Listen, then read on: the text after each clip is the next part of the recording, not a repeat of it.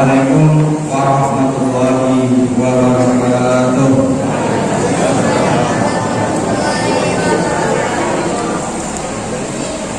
Alhamdulillahirabbil alamin alladzi an'amana bi ni'matil iman wal islam. Asyhadu an la ilaha illallah wa asyhadu anna Muhammadar Rasulullah. Allahumma shalli ala Muhammad wa ala ali Muhammad. Amma ba'du, puji syukur kepada Allah Subhanahu wa taala yang telah memberikan kita berupa nikmat iman dan Islam sehingga kita dapat menjalani kehidupan ini dengan begitu tenang tanpa kekhawatiran dan ketakutan. Salawat dan salam mari sama-sama kita sampaikan, kita doakan, kita hadiahkan untuk baginda Nabi besar Muhammad sallallahu alaihi wasallam.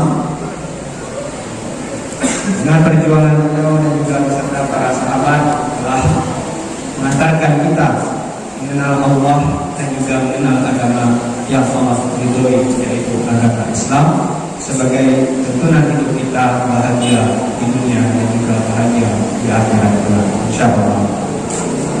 Bapak-bapak, ibu ulama, jajan pandai, ulama, mudah-mudahan sudah bintang dalam materi pemuda dan pemudi yang saya hormati. Mohon izin dan mudah-mudahan aku sebagai supir serap kailah mudah-mudahan saranca supir utama bawa aku. Mudah-mudahan pada malam ini ada yang dapat kita ambil untuk kita amalkan ataupun sebagai tambahan ilmu pengetahuan bagi kita. Kaji pun atau dan lalu lupa bahasa Indonesia macam mana Pak? Bahasa Indonesia kan cuma salah. Kalau kita mereka Pak mungkin kurang baru risiko yang ada bahasa Minang atau bahasa Indonesia. InsyaAllah kita akan baca buat selaku Pak Indomie kebutuhan jadi Indonesia Minang. InsyaAllah mudah-mudahan Allah merahmati kita. Rabbi shrah li sadri wa yassir li amri wahlul 'uqdatam min lisani yafqahu qawli. Jemaah yang dirahmati oleh Allah Subhanahu wa taala, kaji pun dan apapun yang disampaikan di atas bagi ibu baik ustaz-ustaz itu adalah biasa dulu itu satunya mengulang-ulang apa yang pernah disampaikan dari Nabi Muhammad sallallahu alaihi wasallam. Jadi nak ustaz dan pandai itu aku tak ada ustaz dan pandai itu adalah Nabi Muhammad sallallahu alaihi wasallam yang telah mengajarkan kepada kita mana cara kita pakai, mana cara kita pakai. Selanjutnya, mari sama-sama kita dengarkan yang biasa juga Pak Nabi sallallahu alaihi wasallam dalam sebuah riwayatnya bersabda, "Buatun liman adrakahu Ramadan falam yukfar lahu." Sungguh merugilah orang yang bertemu dengan Ramadan tetapi falam yukfar lahu, setelah Ramadan berlalu dia tidak mendapatkan ampunan dari Allah Subhanahu wa taala.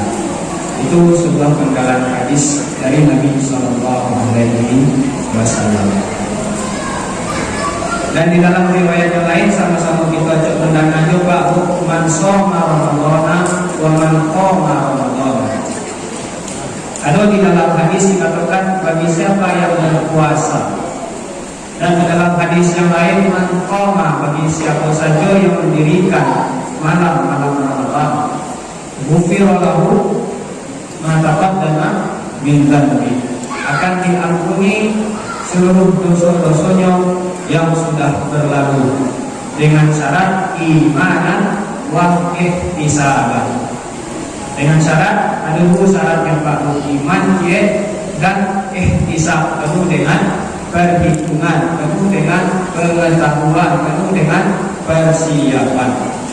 Jadi ada dua kunci yang disampaikan oleh Nabi sallallahu alaihi wasallam. Yang pertama imanan wa ihtisaban. Jadi kalau yang akan kita wakili Pak cuba untuk mendalami lebih dalam, mudah-mudahan ada sesuatu yang baru. Tak ada yang baru sebenarnya, tapi mungkin baru di dana Pak. Mudah-mudahan jadi sama-sama kita lihat di dalam bulan Ramadan ini kita upayakan Pak, dalam kita berusaha, dalam kita bekerja, datang informasi yang kita dengar dari atasan kita bahwasanya akan ada satu waktu yang telah ditetapkan oleh atasan kita, di mana waktu tersebut dijanjikan yang pertama segala hutang habis, yang kedua sudah hutang habis dapat pula bonus, sudah bonus dapat dan kedua fasilitas untuk 1 tahun kamu pun dijamin dulu. Tapi syaratnya ada pada bulan tertentu. Itu kalau analogikan kepada kehidupan awak dari dunia Pak, pasti awak mencari keuntungan. Jalan-jalan di buku awak ada sebuah janji yang dijanjikan oleh atasan kita, di mana seluruh hutang-hutang kita akan dilunasi, akan ditambah pula pesangon kita, dan dijamin pula fasilitas untuk 1 tahun yang akan datang. Kira-kira bahara suatu Pak. Paling kurang Pak tanya-tanya, dulu lah bakat itu. Paling kurang di buku kita kata tanya-tanya dulu lah datang bakat itu sehingga buat-buat waktan tahun ke batang luar ni, jadi hutang tak boleh. Yang kedua pasti awak berfikir kilo-kilo aset yang para buat karyakan. Di luar katanya apa set ketentuannya. Kalau bahasa orang ini SMK, syarat dan ketentuan berlaku di Pak. Jadi kalau para new supermarket ada petmu Starbucks hadiah gitu kan, SMK berlaku gitu. Nah itu maksud. Jadi kilo-kilo katanya dan apa syaratnya. Makanya Rasulullah SAW dalam pengawalan hadisnya ketika mengatakan mendapat kabar dari Jibril bahwasanya akan datang bulan Ramadan, apa kata Rasulullah? Ya baghiyal khair aqbil, ya baghiyal syarr aqsir. Wahai orang-orang yang merindukan kebaikan, wahai orang-orang yang menginginkan keuntungan, terimalah datangnya bulan Ramadan. Dan sebaliknya wahai baghiyal syarr, wahai orang-orang yang biasa ataupun sering terlena dengan keburukan-keburukan, aksir, berhentilah sejenak, kata Rasulullah SAW. Jadi kilo-kilo perumpamaannya pasti. Jadi namun aku kata pimpinan perusahaan syaratnya gampang, syaratnya gampang. Aku kata pimpinan perusahaan tidak boleh melanggar aturan selama sebulan. Syaratnya waktu selama sebulan, tak lebih daripada pada itu. Kira-kira apa pandangan Bapak? Sebulannya yang pertama hutang kami, kedua tabungan bertambah, dan ketiga fasilitas tabungan itu dijamin oleh perusahaan. Kira-kira apa yang kau persiapkan Pak? Itu perumpamaan. Awak berhubungan dengan manusia.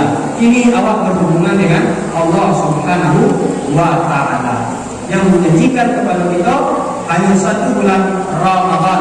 Nabi SAW mengatakan, ya baghiyal khair aqbil, wahai orang-orang yang merindukan kebaikan, terimalah Ramadan, datang, sambutlah datangnya Ramadan. Wa ya baghiyal syarr, wahai orang yang biasa terlena dengan kejelekan dan keburukan, aksir.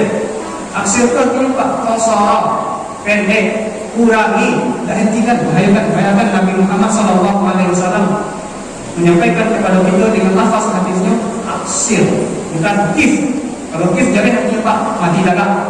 Jadi kalau ada mendadak itu namanya dagang Pak, kif bahasanya. Tapi Nabi SAW katakan di sini aksir, kurangilah.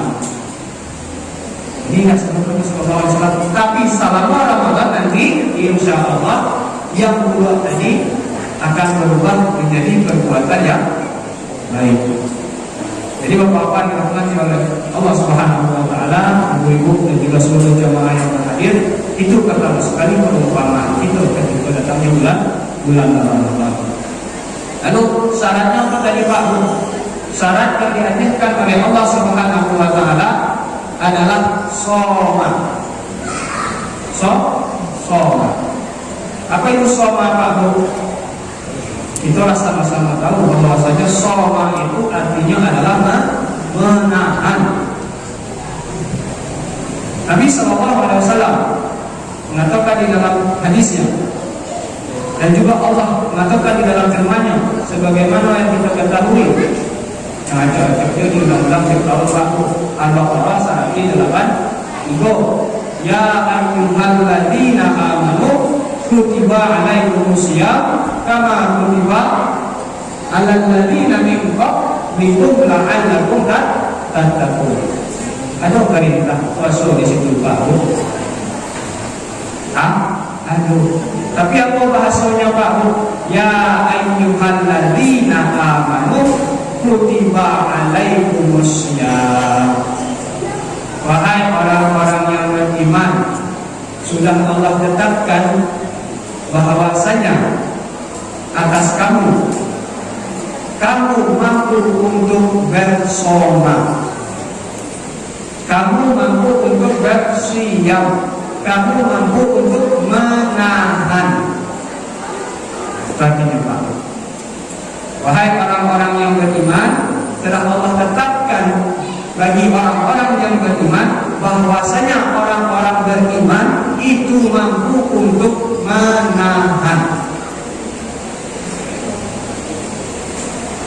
Menahan. Kama kutiba 'alal ladzina min qablikum, sebagaimana yang telah dilakukan oleh orang-orang sebelum kamu. Siapa orang-orang sebelum kamu? Seperti orang-orang yang beriman sebelum kita. Jadi bagaimana orang-orang yang beriman sebelum kita, Pak? Bagaimana mereka berpuasa? Nah, ini yang perlu kita gali lebih dalam melalui hadis Nabi Sallallahu Alaihi Wasallam. Nabi Sallallahu Alaihi Wasallam bersabda kepada Pak, man lam yada qawlan zuri wal amala bihi wal jahla falaisa lillahi hajatun fi ayyata'a ta'amahu wa syarabahu. Pada dalam pendalaman pembahasan hadisnya Bapak yang dirahmati oleh Allah Subhanahu wa taala, jika kita kaitkan dengan makna menahan tadi. Jadi bagaimana orang-orang beriman menahan? Maka jawabannya ada di dalam hadis itu. Dan hadis itu pun dijelaskan oleh Al-Quran kembali membawa yang dirahmati oleh Allah Subhanahu wa taala. Pertama, di dalam Al-Quran Allah Subhanahu wa taala mengatakan, kita terjemahkan hadis tadi dulu, man lam yada qaulan zuri, siapa saja yang tidak meninggalkan perkataan-perkataan yang tercela, wal amala bihi bisur, dengan atau melakukan perbuatan-perbuatan yang keji, wal jahla, dan melakukan maksiat. Ini menurut tafsiran hadisnya, falaisa lillahi hajatun, maka tidak ada gunanya bagi Allah dia meninggalkan makan dan minum. Ini kata Nabi Sallallahu Alaihi Wasallam. Man lam yada, siapa yang tidak meninggalkan qaulaz zur wal amala bihi wal jahla, ibu baik Pak yang dirahmati oleh Allah Subhanahu wa taala. Mari kita kembali kepada Al-Quran untuk menjawab lebih dalam hadis ini. Allah Subhanahu wa taala berfirman di dalam Al-Quran, ya ayyuhalladzina amanu. Kenapa kita mulai dengan ya ayyuhalladzina amanu? Karena kaitan menahan tadi kaitannya dengan orang-orang yang beriman, Pak. Maka kita mulai dengan ayat-ayat yang berhubungan dengan ya ayyuhalladzina amanu. Yang pertama kita akan coba dari sekian banyak, nanti ada beberapa ayat saja yang akan saya sampaikan, Pak. Ada banyak ayat ya ayyuhalladzina amanu. Pertama, ya ayyuhalladzina amanu kulu min thayyibati ma razaqnakum. Wahai orang-orang yang beriman, makanlah dari yang baik-baik dari apa yang kami rezekikan. Kenapa hanya diperintahkan yang baik-baik, Pak? Karena apa? Orang-orang beriman pasti tidak akan memakan yang haram. Beda dengan ayat yang lain, ya ayyuhan nasu kulu mimma fil ardi halalan thayyiban. Wahai manusia, kata Allah, makanlah apapun yang ada di bumi dari yang halal dan baik. Sedangkan untuk orang yang beriman dihilangkan kata halalnya, Pak. Hanya disuruh memakan yang yang baik-baik saja. Kenapa? Orang beriman pasti bisa menahan diri dari makan makanan yang haram. Itu pertama Pak, menahan. Makna menahan yang pertama. Kalau menahan makna yang umum sama-sama kita ketahui Pak, yaitu menahan makan dari terbit fajar sampai terbenamnya matahari. Itu makna secara harfiah. Ini kita mengatakan bagaimana puasanya orang-orang beriman sebelum kita. Kenapa mereka besar? La'allakum. Ketika Allah mengatakan dalam Al-Quran la'allakum, apakah? Agar di situ maknanya angan-angan atau kepastian. Kalau Allah yang sudah berjanji Pak, bukan lagi angan-angan, tapi sudah bermakna satu, kepastian. Jika saum yang kita lakukan sebagaimana puasanya orang-orang beriman sebelum kita. Yang pertama Bapak yang dirahmati oleh Allah, pertama menahan dari hal-hal yang haram. Terutama sekali di dalam bulan Ramadan. 1 bulan bertahan. Kata Nabi SAW tadi, aksir. Bertahanlah dalam 1 bulan ini menghindari dari segala sesuatu yang tercampur dengan yang haram. Menahan diri dari yang itu. Yang kedua apa lagi kata Nabi SAW? Dalam Al-Quran juga Allah katakan, ya ayyuhalladzina amanu in ja'akum fasiqun binaba'in fatabayyanu. Hati-hati kalau kita berbicara menimbulkan fitnah. Yang ketiga apalagi Bapak Ibu yang dirahmati oleh Allah Subhanahu wa taala. Ya ayyuhalladzina amanu istanibu katsiran minadh dhanni. Hati-hati banyak prasangka di dalam bulan Ramadan. Hati-hati inna ba'dadh dhanni wal ithmi fala tajassasu. Dan jangan suka mencari-cari kesalahan orang lain. Wala yaghtab ba'dukum ba'dha. Dan jangan kalian bergibah antara satu sama yang lain, menceritakan kejelekan orang. Betul orang itu jelek perbuatannya, tapi tidak perlu diceritakan. Karena menceritakan kejelekan itulah yang dinamakan dengan ghibah. Kalau kejelekan itu tidak ada pada diri orang tersebut, maka itu namanya fitnah. Itu bedanya Pak. Ulang-ulangnya berbeda fitnah dan ghibah. Fitnah itu menceritakan sesuatu yang menyadarkan kejelekan atau keburukan kepada orang lain, sedangkan kejelekan dan keburukan itu tak pernah dia lakukan. Sedangkan ghibah, kejelekan dan keburukan itu memang ada pada dirinya, lalu kita ceritakan dengan maksud untuk pertama tidak ada manfaat kita menceritakannya, dan kedua karena itu jelek-jelekannya. Beda kalau Ustaz menceritakan, misalnya menasihati seseorang, ada maksud dan tujuan, itu beda lagi konteksnya. Bapak Ibu yang dirahmati oleh Allah Subhanahu wa taala. Jadi ada hal yang pertama. Pertama itu adalah menahan dari segala sesuatu yang haram. Lalu apalagi dilanjutkan oleh ayat-ayat berikutnya. Banyak lagi ayat-ayat berikutnya di dalam Al-Quran berkaitan dengan orang-orang yang beriman. Tapi cukup kita jelaskan beberapa hal saja. Jadi orang-orang beriman itu pandai menahan, tidak hanya menahan haus dan lapar, tapi juga bisa menahan hawa nafsunya. Yang kedua, bisa menahan lisannya. Yang ketiga, menahan telinganya. Yang keempat apalagi dalam Al-Quran Allah mengatakan, ya ayyuhalladzina aqul lil ladzina yu'minuna yaghuddu min absarihim. Katakanlah kepada laki-laki yang beriman agar mampu untuk menundukkan pandangannya dalam bulan Ramadan apalagi Pak. Dan kepada wanita-wanita yang mukmin untuk menundukkan pandangannya dan berpakaian menutup aurat. Ini kita berpuasa Pak Bu. Bagaimana puasa orang beriman? Termasuk kategori berimankah kita sedang berpuasa? Berpuasa kategori orang beriman tidak hanya menahan haus dan lapar, tapi mampu menahan mata, mampu menahan nafsu, mampu menahan telinga, mampu menahan lisan. Dan yang terakhir adalah iyyakum wal hasada fa innal hasada taqulul hasanati kama taquluna al-hatabah. Hati-hati iri, dengki yang terbesit di dalam hati Pak Bu bisa menahan apa yang tersimpan di dalam hati. Iyyakum wal ghadab la taghdab kata Rasulullah pada jannah. Dan dalam bulan puasa juga tidak boleh marah. Ketika marah harus ditahan, jangan sampai marah itu keluar. Ketika iri dengki hapuskan dari dalam hati, karena akan mengurangi nilai hati dari puasa. Maka orang-orang beriman, kata Allah di dalam Al-Quran, mampu menahan yang disebut dengan atribut tubuhnya. Atribut tubuh manusia itu bisa berada pada panca inderanya, penglihatannya, pendengarannya, penciumannya, lisannya, hatinya, dan juga perasaannya, termasuk juga dengan apa yang dia makan selama bulan Ramadan, terkhusus sekali dan terutama sekali selama hidup di atas dunia. Jamaah yang dirahmati oleh Allah Subhanahu wa taala. Inilah yang dikatakan oleh Al-Qur'an, kama kutiba 'alal ladzina min qablikum, sebagaimana orang-orang beriman sebelum kita berpuasa. Bagaimana puasanya orang-orang beriman? Maka puasanya orang-orang beriman Imam Al-Ghazali membaginya menjadi 3. Puasanya orang biasa itu hanya menahan haus dan lapar, tapi puasanya orang khas dan juga menahan puasanya orang yang khusus sekali. Ada tingkatan Imam Al-Ghazali berbagi orang berpuasa, dan puasanya orang-orang itu terbagi juga dalam 3 keadaan.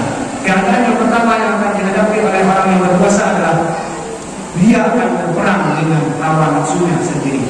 Itu terjadi pada periode pertama dalam puasanya. Yang kedua, dia sudah mulai bisa mengendalikan hawa nafsunya. Itu terjadi pada periode bagi orang yang berpuasa. Yang ketiga, di mana hawa nafsunya, hasratnya, kemarahannya sudah dikendalikan oleh jiwanya. Artinya apa? Jiwanya tidak lagi dikendalikan oleh hawa nafsunya, jiwanya tidak dikendalikan lagi oleh amarahnya, tapi jiwanya lah yang mengendalikan kedua hal ini. Artinya adalah jiwanya sudah hidup. Maka inilah yang dikatakan oleh Rasulullah SAW nanti Idul Fitri, di mana dia kembali kepada fitrahnya. Fitrahnya adalah sebagai manusia menjadi khalifah atas dirinya sendiri. Dan ini disebut ma'alunakum tatkun, bukan lagi sebagai bentuk kelenangan, tapi sudah janji pasti dari Allah Subhanahu wa taala. Dan bagi siapa yang mencapai derajat takwa, Allah janjikan dalam surat Thaha, "Wa may yattaqillaha yaj'al lahu makhraja wa yarzuqhu min haitsu la yahtasib." Allah akan berikan solusi dari setiap persoalan hidupnya, dan akan memberikan rezeki dari pintu-pintu yang tidak dia duga-duga. Allah tidak membatasi kapan waktunya, hanya syaratnya adalah siapa yang mampu mencapai ketakwaan. Maka kesempatan kita pada bulan Ramadan ini, 1 bulan saja kita bertahan, insya Allah kita akan mendapatkan keutamaan. Yang pertama, dosa-dosa kita diampuni. Yang kedua, kita sudah menambah pahala-pahala tabungan kita untuk akhirat kelak. Yang ketiga, keselamatan hidup kita 1 tahun yang akan datang, yang telah diberikan oleh Allah Subhanahu wa taala. Bapak Ibu yang dirahmati oleh Allah Subhanahu wa taala, inilah mungkin saja yang dapat kami sampaikan pada kesempatan kali ini. Mudah-mudahan ada hikmah dan manfaat yang dapat kita ambil, dan mudah-mudahan puasa kita pada bulan Ramadan kali ini lebih maksimal dan mendapatkan nilai-nilai ketakwaan di sisi Allah Subhanahu wa taala. Dan mudah-mudahan kita juga dipertemukan kembali dengan Ramadan pada tahun yang akan datang. Wassalamualaikum warahmatullahi wabarakatuh.